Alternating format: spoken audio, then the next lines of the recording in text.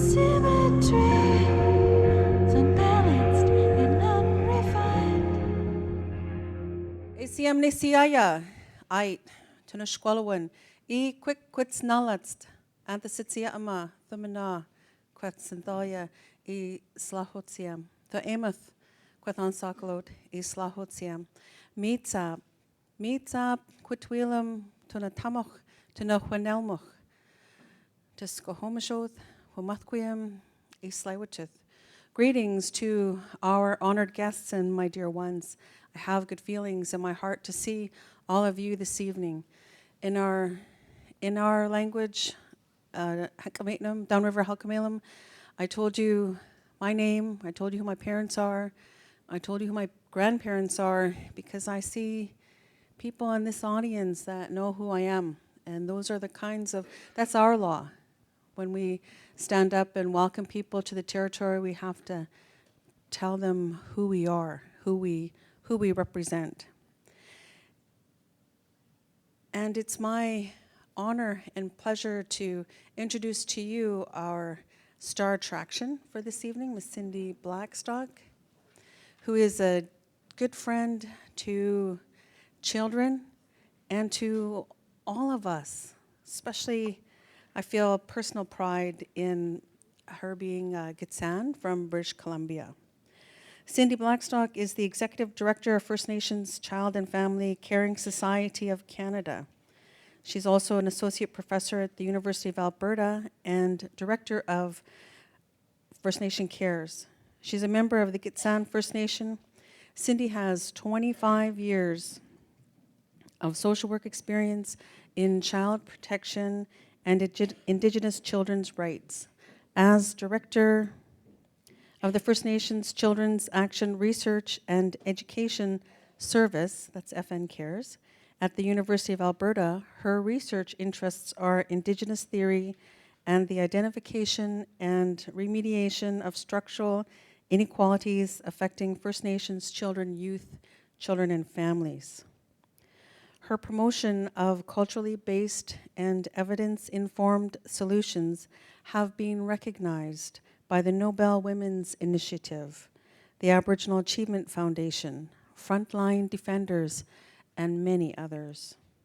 She's an author of over 50 publications and a widely sought-after public speaker. Cindy has collaborated with other Indigenous leaders to assist the United Nations Committee on the Rights of the Child in the development and adoption of a general comment on the rights of Indigenous children. She also recently worked with Indigenous young people, UNICEF, and the United Nations Permanent Forum on Indigenous Issues to produce a youth-friendly version of the United Nations Declaration on the Rights of the Child. Listen to this. This will blow your mind. Cindy is currently completing a Master's of Jurisprudence in Children's Law and Policy at the Loyola University in Chicago. Please welcome to the stage our friend, Cindy Blackstock.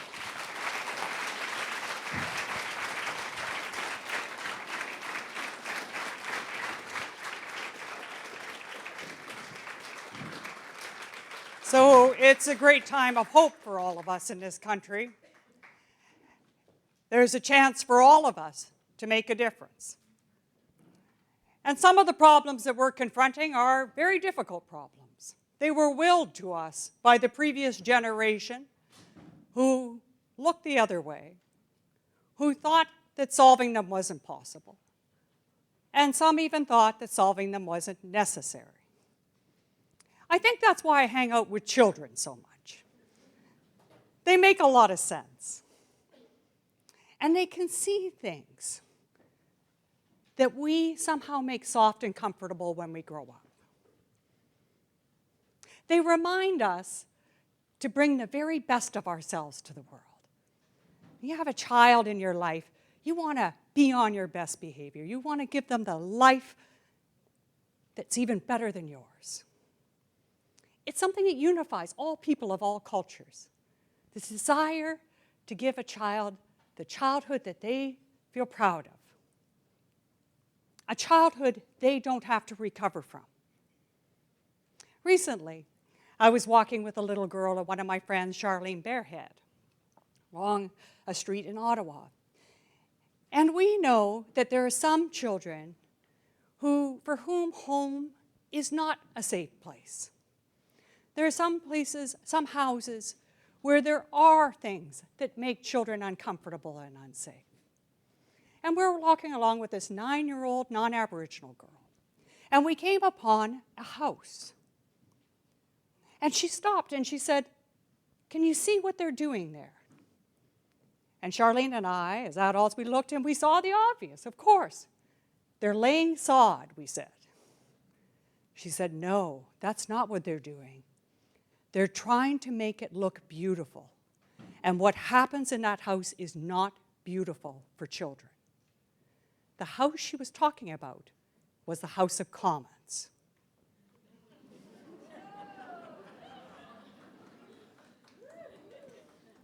Now, what did this 9-year-old non-Aboriginal girl know about what happens for kids in this place? Well, she knows about residential schools. And thanks to the courageous survivors, many of us are becoming more aware of that tragic time in history. But what you're seeing behind you is a document dated 1895. If we could have blown it up even more, you would have seen the signature of Duncan Campbell Scott. Some of you would have learned about his poetry in Canadian poetry. But he was also the Superintendent of Indian Affairs. And along with the Prime Minister Macdonald, was one of the architects of the residential school system. What a lot of folks don't know, however, is that residential schools are the earliest form of child welfare in Canada. This actual document, behind it is a warrant. It allows for the removal of First Nations children from their families for the purposes of education, which we all know was not education, it was assimilation, and because they were not properly cared for. Now, not properly cared for is a pretty loaded thing. And in this case, many of these children were loved and cared for by their families, but they were being raised in a culture that the Indian agents felt should be eradicated. And therefore, children were removed from their families and placed into schools. This predates actually even the development of non-Aboriginal child welfare. So it's important to understand that residential schools were child welfare placements. And in fact, as the Royal Commission on Aboriginal Peoples found, over time they became even more and more often used for child welfare. By 1967, there's a guy named Caldwell, and he goes in and studies children in residential schools in Saskatchewan. In that year, he finds 80% of the children there were placed there as child welfare placements. So it was used as child welfare. And then we had the schools starting to close in the 1940s and then being replaced by the child welfare system itself. So it's important to look at this history because as we come to terms with this as a country, we need to ask ourselves what reconciliation means to us. Now, I'm a very simplistic thinker, maybe because I'm a girl from the bush. We just look at the obvious. And to me, reconciliation really, at the end of the day, means not saying sorry twice. It means doing right by this generation of children. It means honoring the lessons that we learned from this process. It's not enough to say it happened. We have to learn from it. So let's roll the tape forward. I had the honor of going to the Truth and Reconciliation Commission hearings in Edmonton. And 4 days later, I walked into the Canadian Human Rights Tribunal, where the Canadian government was on trial for its contemporary discrimination against First Nations children. We're going to talk about that case and the evidence in a minute. But let's talk about what we know. What the Auditor General, the Parliamentary Budget Officer, internal government reports by the dozens have confirmed is that although First Nations traditional laws have been displaced off reserve, ignored by provincial governments, the reality is they do apply. That is a matter of controversy because the laws really don't service First Nations children that well. But nonetheless, they apply. But the federal government funds the services on reserve, and off reserve, they're funded by all others. So let's take an example. It's not to do with remoteness. Think about the Squamish Nation, right in North Vancouver. Just across the street, the province will fund those services. On reserve, the federal government will fund those services. And as the Auditor General has said time and time again, in areas like child welfare, education, health, these kids get less than every other Canadian. And yet they're judged as if they get more. They're judged as if they get more. And in fact, we get a lot of spin from the government where they actually feed in my view, to that type of stereotype. So how is it that we have allowed this to happen? How is it that in a country as good and great as Canada, filled with so many caring people who believe in equality and fairness, that we actually are allowing a government to racially discriminate against kids? How is that happening? Well, when I listen to, I'd be interested in your views, but some of the spin I hear is this. You'll hear governments say, for example, First Nations are too remote. That's the reason they don't get the services everybody else has. Who's heard that? Yeah? You notice they only talk about that, they only use that word remote when they're talking about people. They never will say, those oil sands are too remote. That uranium, we can't do it. And that ship buried under the Arctic Ocean, we'll never find it.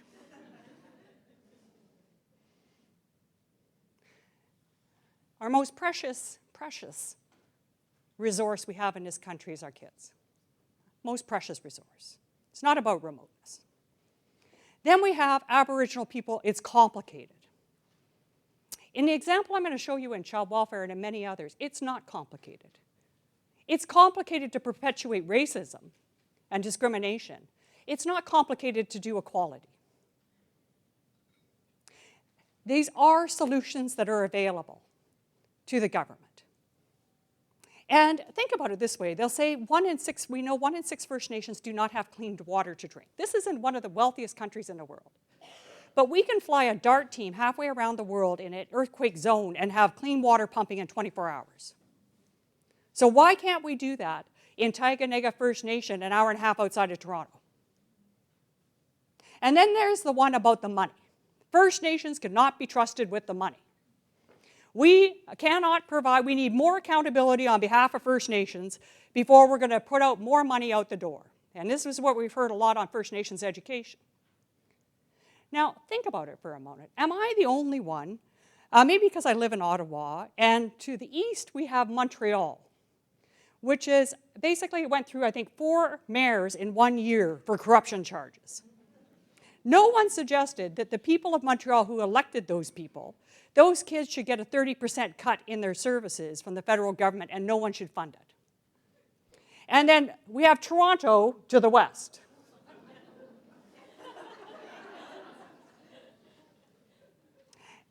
I wouldn't laugh if I were you, because I know the history of the BC premiers, right? But I mean, things have kind of seemed calmed down the last few years, but there's no other people that we would allow for their kids to be racially discriminated against because of what is clearly a stereotype, a racial stereotype. That's not to say that there aren't First Nations people who are fraudulent. Clearly there are.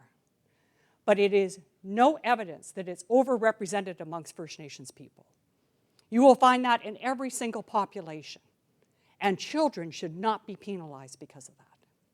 Should not be penalized because of that. There's another thing that allows it to happen, and sometimes we as First Nations need to embrace this responsibility, and that's because we've become used to incremental equality. We've been so unequal for so long.